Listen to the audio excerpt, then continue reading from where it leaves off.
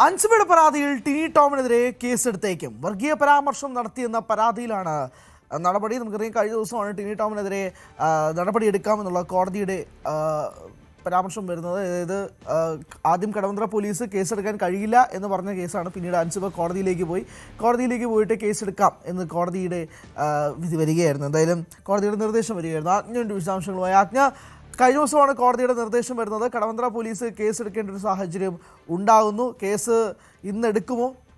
ടിനി ടോമിനെ വിളിച്ച് ചോദ്യം ചെയ്യിപ്പിക്കാനുള്ള നടപടികൾ ഉൾപ്പെടെ ഉണ്ടാവും. നേരത്തെ ഉണ്ടായിരുന്നതാണ്. എങ്ങനെയായിരിക്കും കാര്യങ്ങൾ?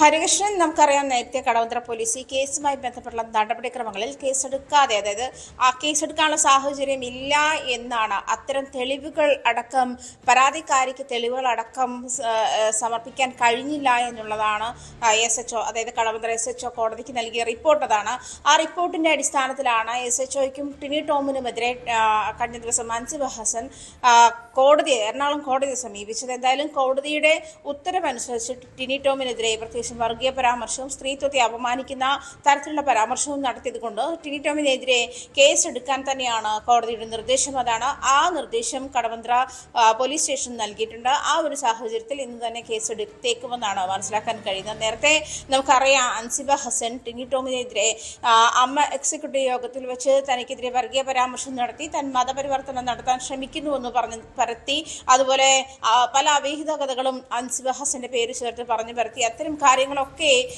ഉന്നയിക്കുമ്പോഴും അമ്മയുടെ എക്സിക്യൂട്ടീവ് കമ്മിറ്റിയിൽ അതുമായി ബന്ധപ്പെട്ടുള്ള ചർച്ചകൾ ഉണ്ടാകാതിരിക്കുകയും തുടർന്ന് എക്സിക്യൂട്ടീവ് കമ്മിറ്റി രാജിവെച്ച് പുറത്തു വരുമ്പോഴും അത്തരത്തിൽ എക്സിക്യൂട്ടീവ് കമ്മിറ്റിയുടെ ഭാരവാഹിത്വമുള്ള ആളുകൾ തന്നെ സോഷ്യൽ മീഡിയയിലൂടെ അൻസിബയ്ക്കെതിരെ പല പരാമർശങ്ങൾ നടത്തുകയും ചെയ്തിരുന്ന സാഹചര്യം കൂടി കണക്കിലെടുത്തായിരിക്കണം ഒരുപക്ഷെ അൻസിബ കോടതിയിലേക്ക് നീതി തേടി പോകുന്ന ഒരു സാഹചര്യം ഉണ്ടായത്. എന്തായാലും ഈ കടവന്ത്ര പോലീസ് സ്റ്റേഷൻ നേരത്തെ ഈ പരാതി നൽകിയത് ഇൻഫോ പാർക്ക് പോലീസ് സ്റ്റേഷനിലായിരുന്നു.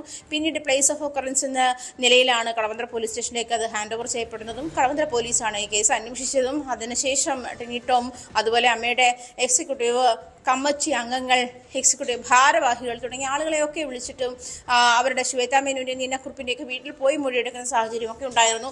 അത്തരം മൊഴിയെടുപ്പിന് ശേഷമാണ് ഈ അൻസിബയുടെ പരാതിയിൽ കഴമ്പില്ല, അല്ലെങ്കിൽ ആ പരാതി തെളിയിക്കാൻ, ആരോപണങ്ങൾ തെളിയിക്കാനുള്ള ഉതകുന്ന തരത്തിലുള്ള കാരണങ്ങൾ നിരത്താൻ പരാതിക്കാരിക്ക് കഴിഞ്ഞില്ല തുടങ്ങിയ കാരണങ്ങൾ ഉന്നയിച്ചുകൊണ്ട് ഈ കേസ് എടുക്കാൻ കഴിയാത്ത സാഹചര്യമാണ് എന്ന് SHO കോടതിയെ ബോധ്യപ്പെടുത്തുന്നത്. അതിനെതിരെയാണ് അൻസിബ കോടതിയിലെത്തിയത്. എന്തായാലും കഴിഞ്ഞ ദിവസം കോടതി ഇതുമായി ബന്ധപ്പെട്ട് ടിനി ടോമിനെതിരെ കേസ് എടുക്കണം എന്ന് തന്നെ നിർദ്ദേശിച്ചിരുന്നു.